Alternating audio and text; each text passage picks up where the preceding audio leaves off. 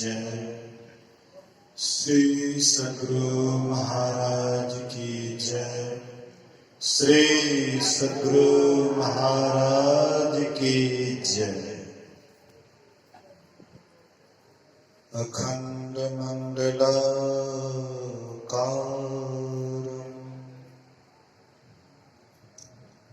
व्याप्तं येन चराचरं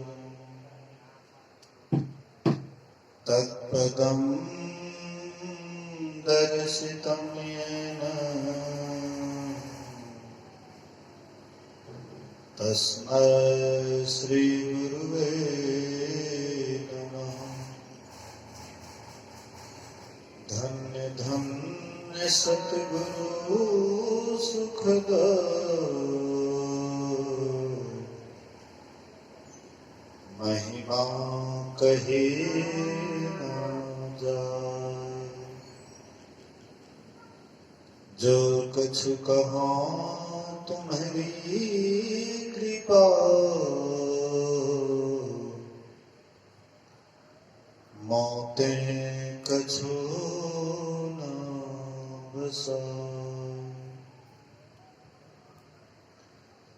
सर्वत्र सर्वदा वर्तमान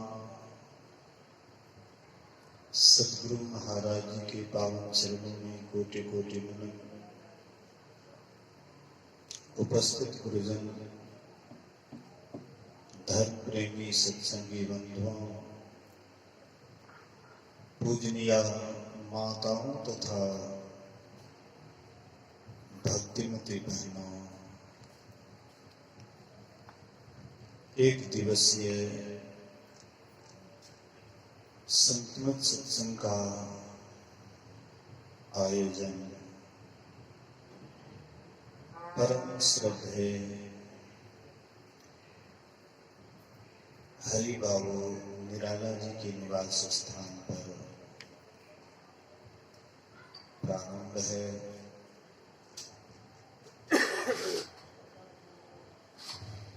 अभी हम आप द्वितीय पाली के अपराह्नकालीन सत्संग में उपस्थित हैं।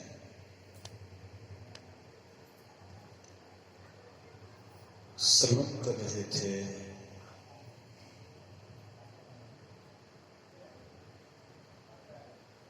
श्री रामचरितमानस द्वितीय सोपान अयोध्या कांड से।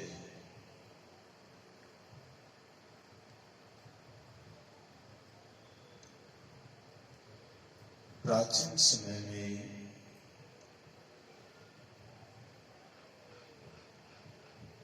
लोग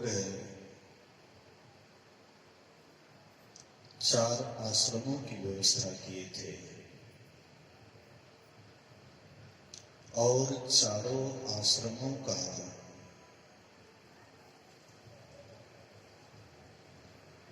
अच्छी तरह से पालन करते थे। गुरु महाराज जी ने कहने की कृपा की, जब तक ये चारों आश्रमों की व्यवस्था रही तब तक हम आप अपनी संस्कृति के अनुसार, अपनी सभ्यता के अनुसार चले।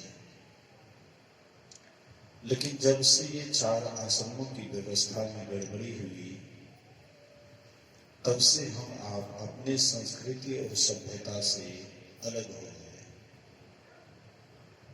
ये 4 आश्रमों की कौन सी व्यवस्था थी? जैसे इस कलयुग में सदाचार पूर्वक अगर कोई जीवन व्यतीत करता है,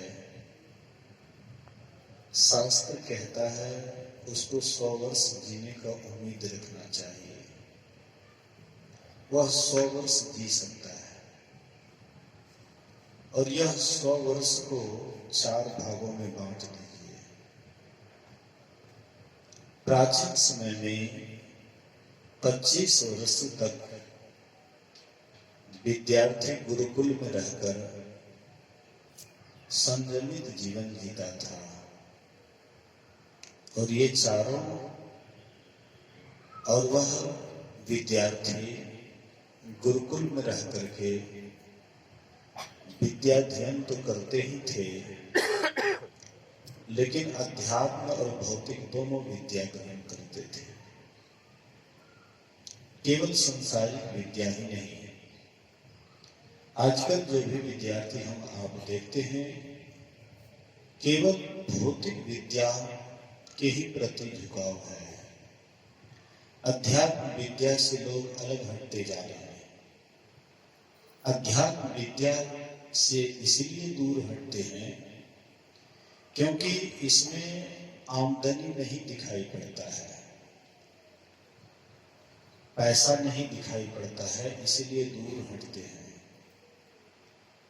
और भौतिक विद्या में जो जितना पढ़े लिखे हैं, जितने बड़े पद पर हैं, उनके पास में उतना ही पैसा है।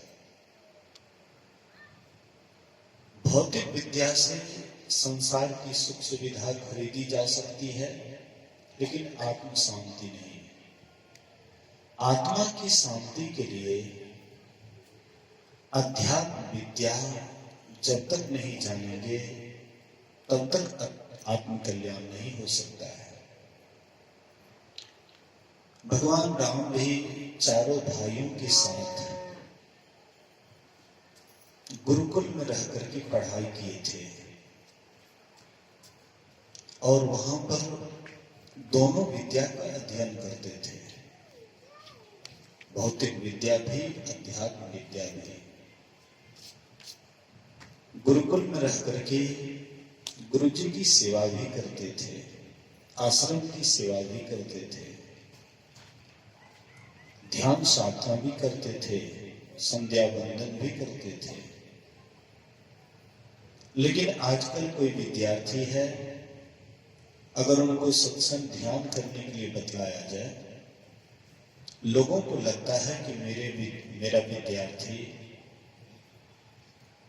बहक न जाए, कोई और रास्ता न पकड़ ले, इसलिए लोग भयभीत हो जाते हैं। इसीलिए हम आप अंदर से कमजोर पड़ते जा रहे हैं। प्राचीन समय में लोग अंदर से मजबूत रहते थे, अंदर से शांत रहते थे, एकांत में रहते थे। उनके भीतर में, उनके अंदर में एक ही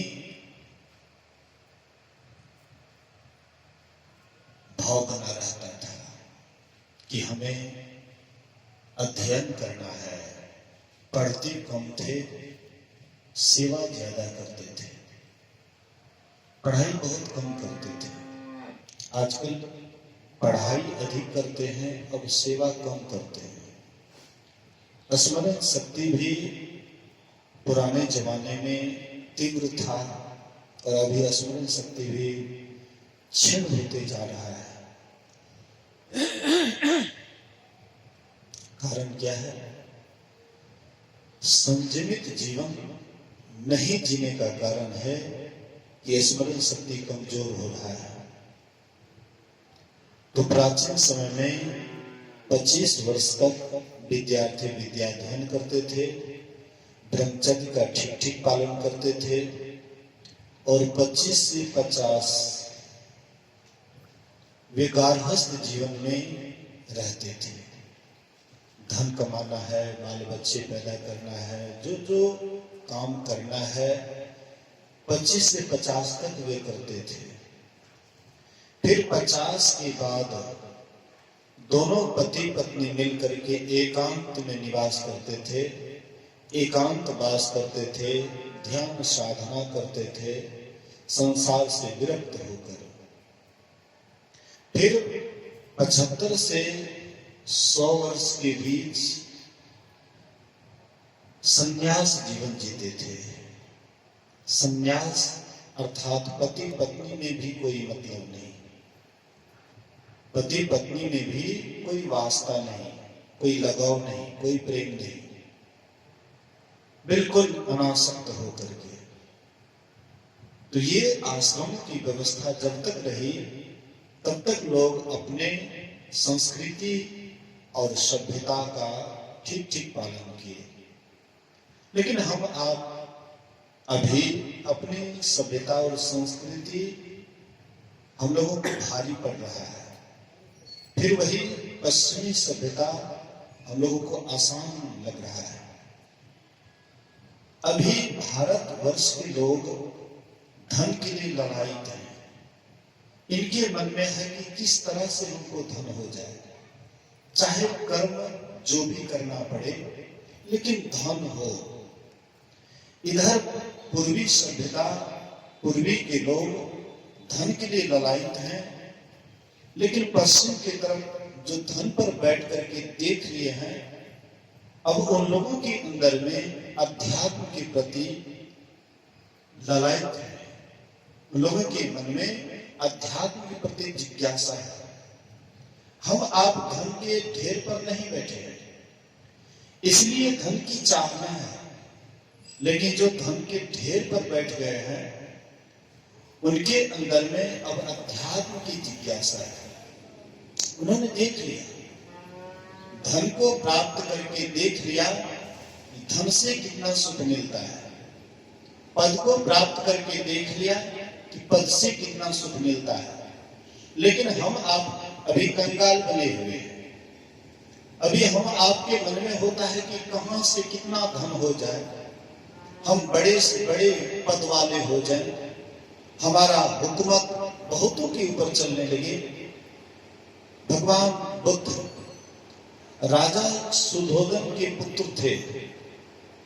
वे भी धन के ढेरी पर बैठ करके देखे, उनके पास भी अपार धन था। राजा सुधोधन का एक ही इकलौता पुत्र था। जब वे अपने सारथी छंद से कहते हैं कि सारथी मुझे जंगल की ओर लेकर के चलो, मैं इस राजमहल में नहीं रहना चाहता हूं।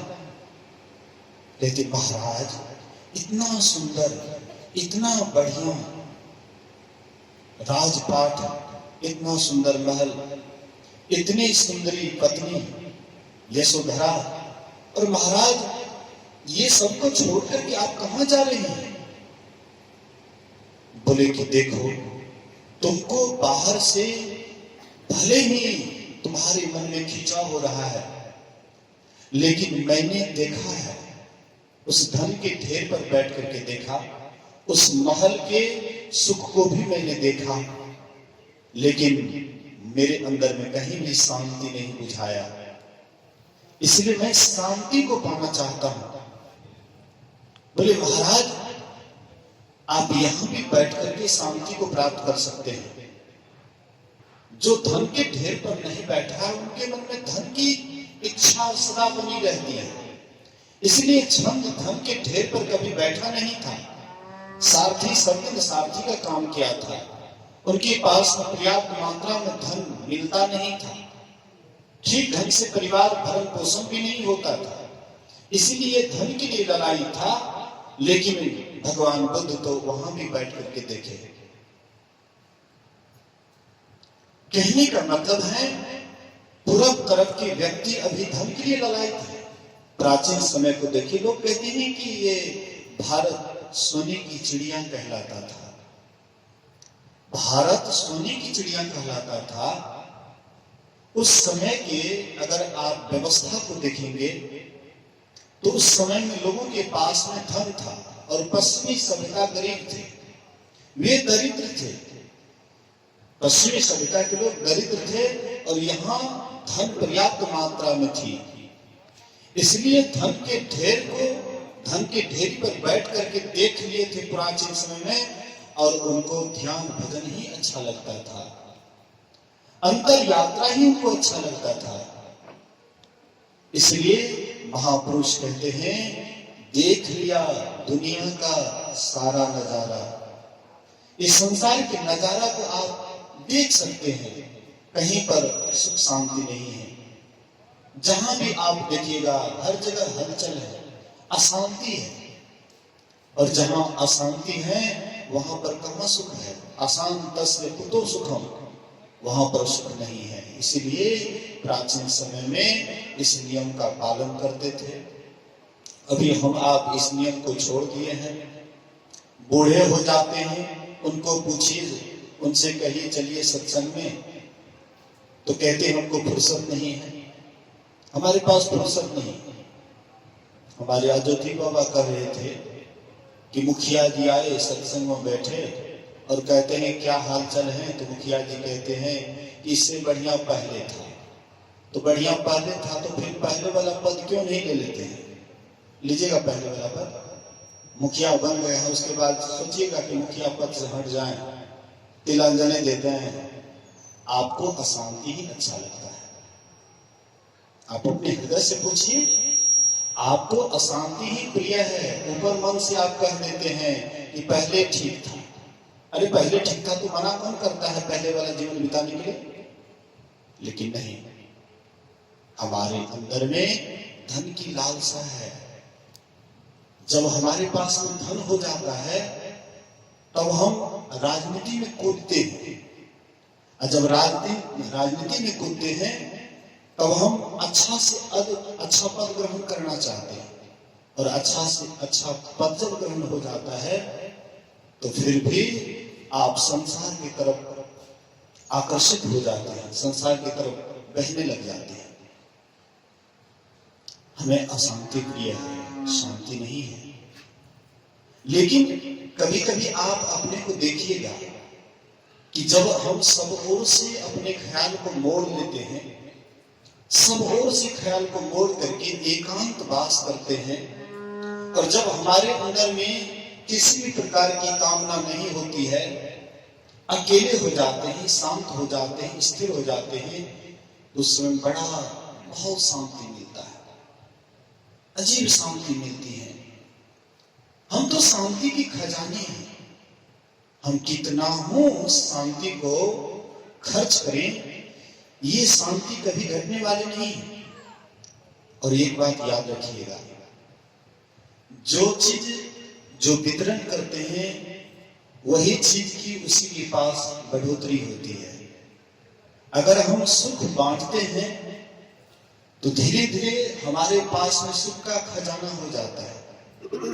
अगर हम शांति बांटते हैं, एक दिन शांति का खजाना मेरे पास हो जाता है। जो चीज बांटिएगा धीरे धीरे वह चीज आपके पास में अधिक होगा।